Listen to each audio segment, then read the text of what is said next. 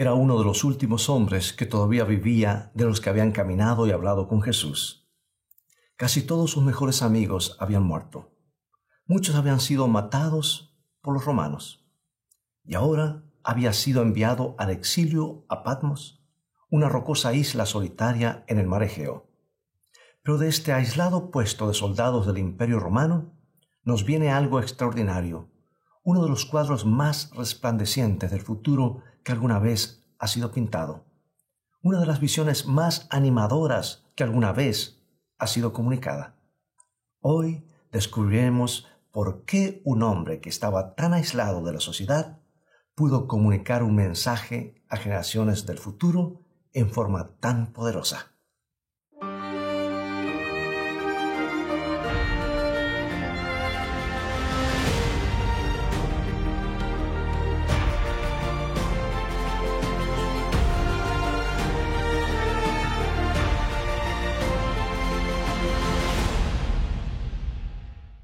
La isla de Patmos es una roca que sobresale del mar Egeo a unos 72 kilómetros al suroeste de la ciudad de Éfeso.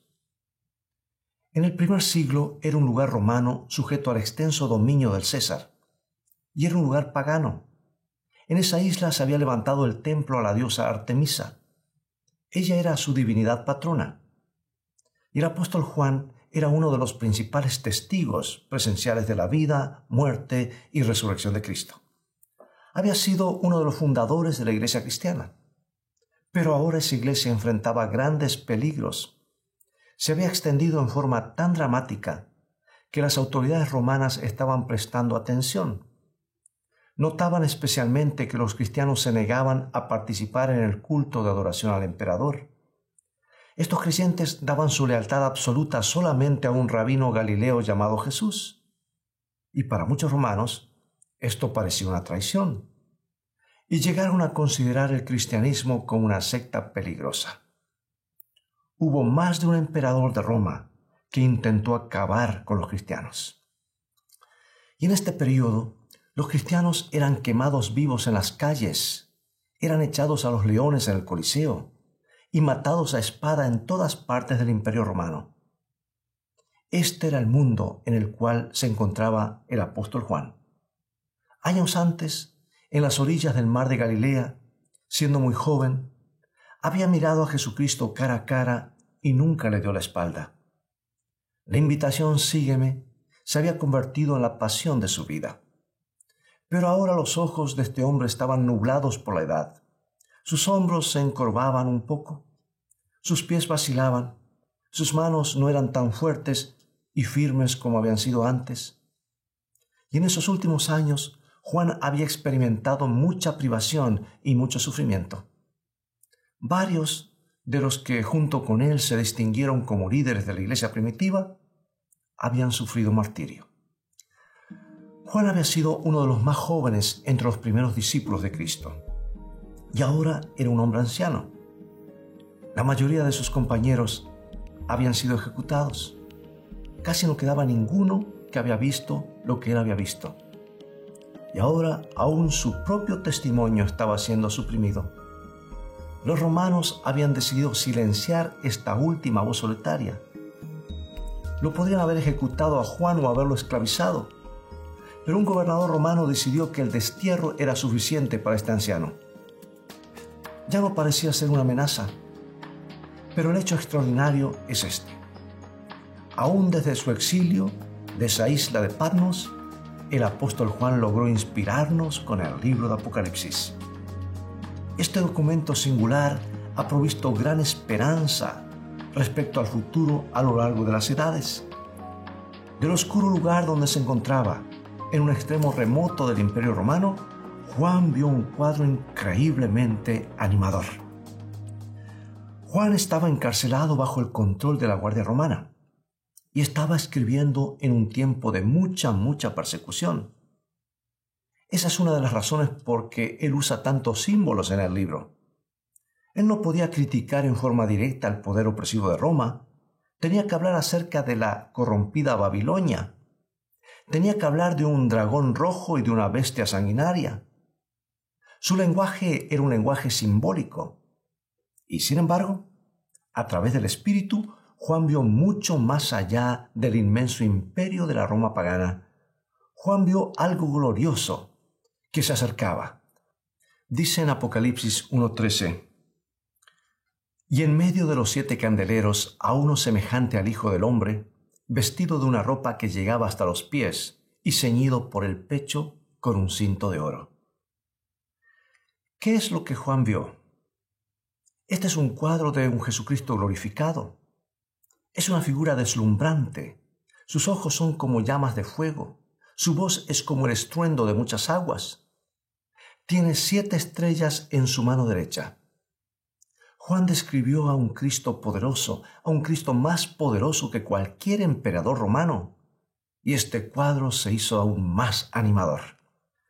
Miremos hacia el final del libro en Apocalipsis 19:11, por favor.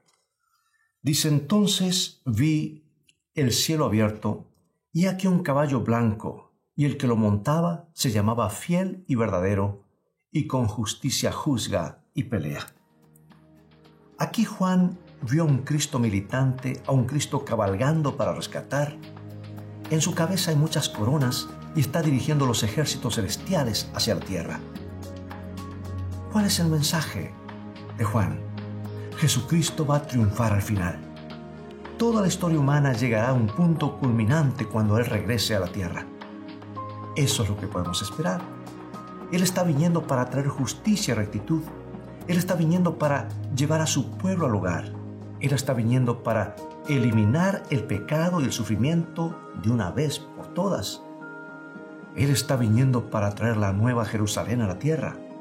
Él está viniendo para hacer nuevas todas las cosas, para crear un cielo nuevo y una tierra nueva. El cuadro del futuro que Juan describe en el libro de Apocalipsis sencillamente sigue poniéndose más y más resplandeciente, poniéndose mejor y mejor. Se hace más animador hasta que vemos a los creyentes en una ciudad deslumbrante de oro, regocijándose en la presencia de Dios. Dios brilla en forma tan resplandeciente que ellos no tienen necesidad de sol. Eso es lo que Juan vio cuando estaba en exilio. Eso es lo que Juan vio en la isla de Patmos. Y eso es lo que Juan vio estando bajo la tutela de sus guardias romanos. ¿Sabes lo que es más extraordinario en todo este documento llamado Apocalipsis? En la última voz del testimonio de la Biblia, esta es la última voz. Lo más extraordinario es esto: la falta total de temor. Sí, la falta total de temor. Simplemente no se encuentra miedo en el libro. Sí, se describen calamidades, sí, los poderes de las tinieblas tratarán de hacer cosas terribles, pero Juan no tiene miedo. No tiene miedo de la corrupta Babilonia, no tiene miedo de la bestia que brama o de la furia del dragón. Yo creo, amigos, que esto es extraordinario. Cuando uno se pone a reflexionar, en realidad el apóstol Juan tenía mucho que temer. Hablando en términos humanos, él debería haber tenido mucho miedo. Debería haber tenido miedo del poder de Roma. Después de todo, casi todo el mundo que se conocía entonces estaba bajo el dominio de Roma. Y Roma creía que podía eliminar y hacer desaparecer al cristianismo. Debía haber tenido miedo respecto a la iglesia, por los otros creyentes que la amaba tanto. Y hablando en términos humanos, estaban enfrentando un futuro sombrío. Sus líderes estaban siendo encarcelados y ejecutados. Los miembros de la iglesia estaban siendo esparcidos. Y Juan estaba totalmente aislado de esta gente. No podía estar ahí para ayudarlos. No podía estar ahí para consolarlos. Este tipo de separación siempre hace que nuestros temores aumenten. Juan debería haber tenido temor porque estaba tan aislado. No tenía el compañerismo que nos sostiene durante tiempos difíciles. La soledad es otra cosa que tiende a aumentar nuestros temores en forma marcada. Juan debería haber tenido miedo porque el fin de su vida se estaba acercando. Los ancianos pocas veces son tan audaces como lo fueron al tener 20 años. Juan debería haber tenido miedo. Juan debería haber tenido muchas razones para temer. Entonces nos preguntamos, ¿por qué tenía tanta confianza? ¿Por qué es que pudo pintar un cuadro tan animador, tan glorioso, en un periodo de tanta dificultad? ¿Por qué es Juan un hombre así, sin temor? Para llegar al elemento esencial de la respuesta, miremos al corazón de Juan. Miremos a lo que le daba esa motivación a este hombre. Miremos a lo que se encontraba en el centro del ministerio de Juan. ¿De qué más hablaba? ¿Qué enfatizaba en forma mayor? Bueno, al leer los escritos de Juan, inmediatamente uno empieza a ver algo. Hay una cosa acerca de la cual él sigue hablando. Él sigue hablando acerca del amor. Escuchemos al apóstol en la primera carta de Juan, capítulo 3, versículo 1. Mirad cuál amor nos ha dado el Padre para que seamos llamados hijos de Dios. Por esto el mundo no nos conoce porque no le ha conocido a Él. Y más tarde agrega en el capítulo 4, versículo 7 lo siguiente. El amor es de Dios. Todo aquel que ama es nacido de Dios y conoce a Dios. Y en 1 Juan 4, 19 nos dice, nosotros le amamos a Él porque Él nos amó primero. Sabes, el ministerio de Juan estaba centrado en el amor. La vida de Juan estaba centrada en el amor. Y esto es lo que él absorbió de su Señor y Maestro, Jesús. Juan era un joven impresionable, de mucha sensibilidad, cuando se convirtió en un discípulo. Formó lazos muy estrechos con Cristo. Siempre estaba cerca de Él. Se lo conocía a Jesús a Juan, mejor dicho, como el discípulo a quien Jesús amaba. Y yo creo que ese es el secreto detrás de la intrepidez de este apóstol. Él era el hombre sin temor porque él era el hombre que amaba y que era amado. Y Juan mismo nos da a entender en el capítulo 4 de su primera carta, versículo 18. En el amor no hay temor, sino que el perfecto amor echa fuera el temor. El amor echa fuera el temor. Ese es el gran principio que el apóstol Juan enseña. Ese es el gran principio que su vida corroboró. Juan sabía que era amado. Pero no siempre había sido así, porque Juan se crió en Betsaida, una comunidad pesquera a las orillas del norte del mar de Galilea.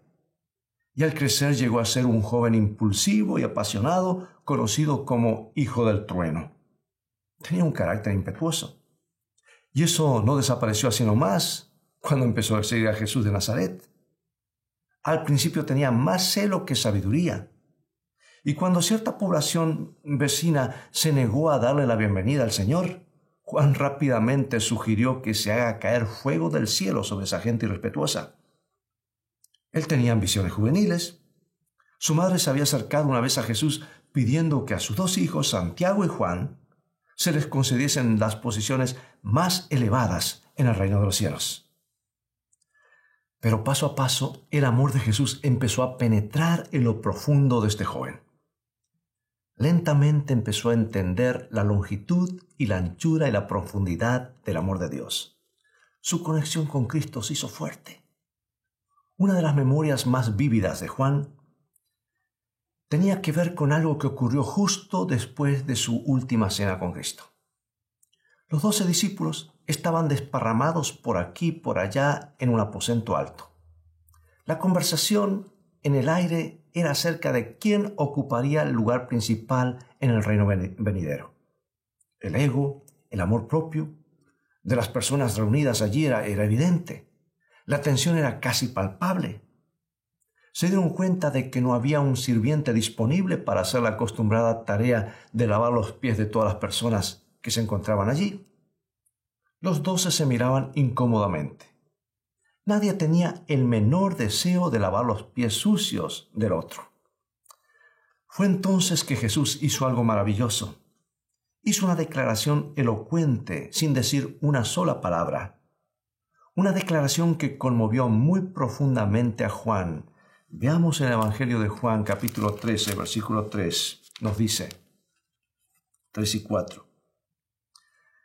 Sabiendo Jesús que el Padre le había dado todas las cosas en las manos y que había salido de Dios y a Dios iba, se levantó de la cena y se quitó su manto y tomando una toalla se la ciñó. Mientras los discípulos miraban fijamente, mortificados, Jesús echó agua en un recipiente y empezó a lavar los pies de sus discípulos. Se arrodilló delante de ellos uno por uno y cumplió con la tarea. Aquel que había venido de Dios hizo esta servil y humilde tarea de un sirviente. Aquel que estaba yendo a Dios cumplió con la indeseable tarea. Y Juan vio eso y lo tocó muy profundamente. Siempre se acordaría de esa escena en la que su gran maestro se arrodilló ante sus pendencieros y orgullosos discípulos. Juan conoció la altura y la profundidad y la anchura del amor de Cristo. Absorbió este amor profundamente, suavizó su genio acalorado, moderó su ambición, venció sus inseguridades, y estando tan lleno de este gran amor, sencillamente no había lugar para el miedo en su corazón. El temor había sido echado fuera. Juan no temía el poder de Roma. El amor de Cristo era mucho más fuerte, mucho más ancho. Juan no tenía temor al pensar en la iglesia perseguida. Creía que el amor de Cristo haría lo que la iglesia necesitase para continuar. Juan no temía el aislamiento. El amor de Cristo era el pronto auxilio en las tribulaciones. Y Juan no temía la muerte. Podía ver el amor que brillaba resplandecientemente ante él más allá de la tumba. El amor resultaría ser más poderoso aún que la misma muerte. Y esta es la razón por la que Juan podía pintar cuadros tan maravillosos acerca del futuro en el libro de Apocalipsis. Esta es la razón por la cual él podía ver tan claramente ese puro y cristalino río de vida que fluye por la ciudad santa, la Nueva Jerusalén. Esta es la razón por la cual él podía ver tan claramente al árbol de la vida, con hojas para la sanidad de las naciones. Era un nuevo jardín del Edén, un nuevo paraíso. Era el Edén restaurado. Y Juan vio lo que el amor divino había preparado para nosotros en la ciudad santa. Apocalipsis 22, 3 al 5. Y no habrá más maldición, y el trono de Dios y del Cordero estará en ella, y sus siervos le servirán, y verán su rostro, y su nombre estará en sus frentes. No habrá allí más noche, y no tienen necesidad de luz de lámpara, ni de luz de sol, porque Dios, el Señor, los iluminará, y reinarán por los siglos de los siglos. El amor ilumina cualquier lugar. El amor de Dios hace que cualquier lugar resplandezca como el día, especialmente la gloriosa Nueva Jerusalén. Ese es el cuadro que Juan pintó. El diablo tratará de hacer guerra, el dragón podrá bramar, la bestia podrá perseguir, pero el amor de Dios prevalecerá. El amor de Dios finalmente creará un nuevo futuro. Juan no temía los tiempos de crisis.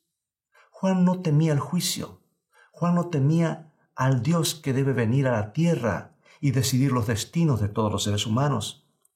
Juan no temía a un Cristo glorificado que aparecerá en los cielos para traer la historia a un punto culminante. No, amigo y amiga, el amor había echado fuera todos sus temores. El amor había eliminado sus preocupaciones y sus ansiedades. El amor había barrido sus dudas. Escucha cómo él concluye su libro, capítulo 22, versículo 20. El que da testimonio de estas cosas dice: ciertamente vengo en breve. Amén. Sí, ven, Señor Jesús. Ven, Señor Jesús, ven pronto. Juan esperaba anhelante la segunda venida del Señor Jesucristo. La esperaba con un corazón abierto, un corazón ensanchado por el amor de su Señor, que lo había amado primero. El amor de Cristo puede quitar todos los temores. Ven a Él, ahora mismo, en este momento, mientras escuchas este canto, antes de orar.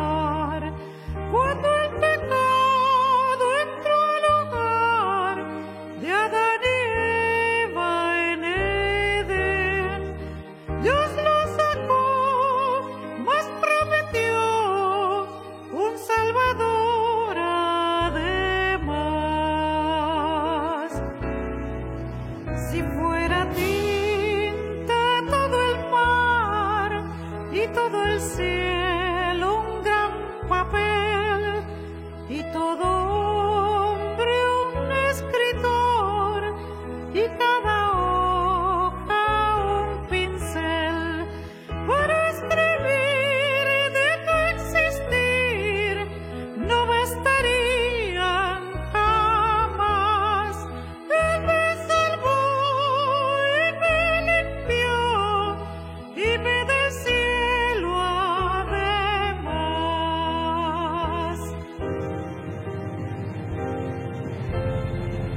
Amor de Dios, brotando estás, inmensurable, eternal, por las edades durarás, inagotable raudal. Amor de Dios, brotando estás, inagotable, eternal, por las edades durarás, inagotable raudal.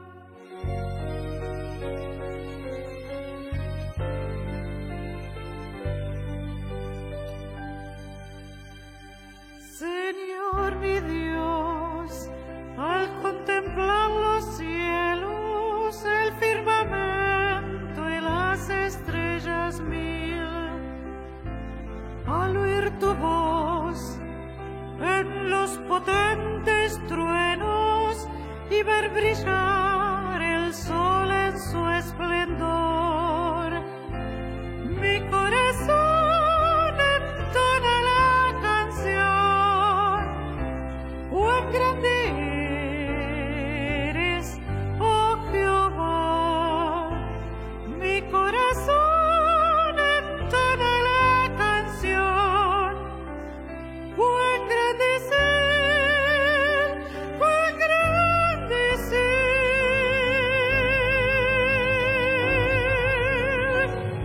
Mi corazón entona la canción. ¡Cuán grande eres, oh Jehová! Mi corazón entona la canción. Grande eres tú, grande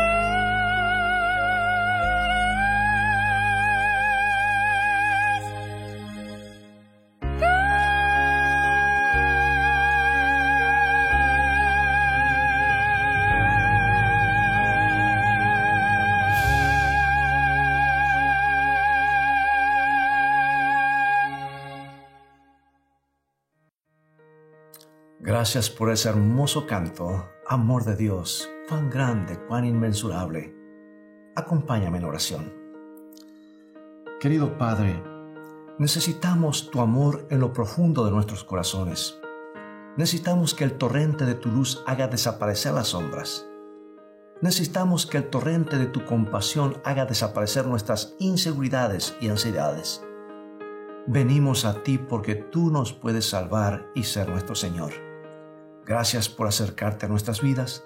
Gracias por colmarnos con tu gracia y tu amor en esta hora. Te pido esto en el nombre de Jesús. Amén. Nuestro Padre Celestial está esperando derramar sobre nosotros la plenitud de sus bendiciones. Es privilegio nuestro beber abundantemente en las fuentes del amor infinito. Qué extraño que oremos tan poco.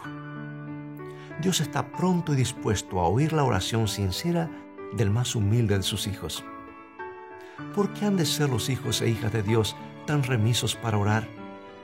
Cuando la oración es la llave en la mano de la fe para abrir el almacén del cielo, en donde están atesorados los recursos infinitos de la omnipotencia.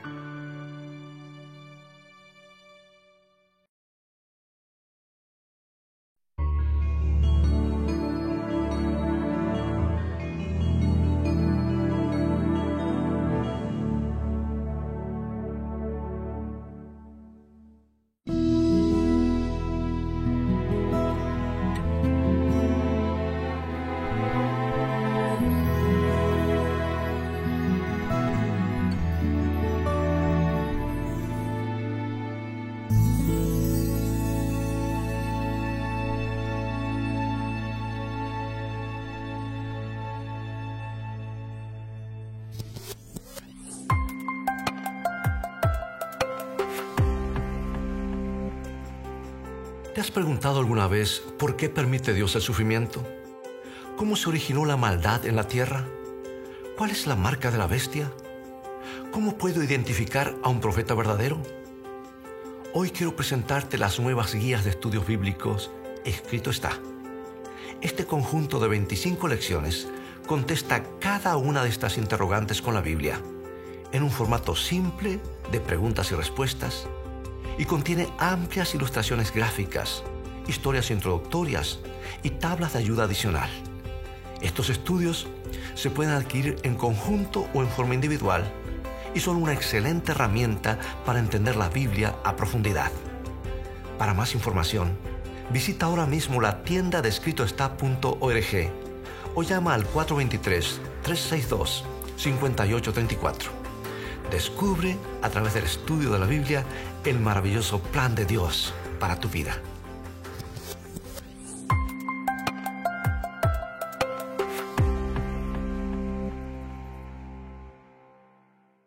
Bien amigos, es todo el tiempo que tenemos por hoy. Ya ha llegado el momento de despedirnos. Enfrenta el día de hoy con valor, porque el amor de Jesús elimina todo temor. Te invito a continuar estudiando más acerca del amor de Dios en su santo libro. Visítanos en nuestro sitio de internet, escritoestá.tv, donde podrás obtener una variedad de estudios bíblicos.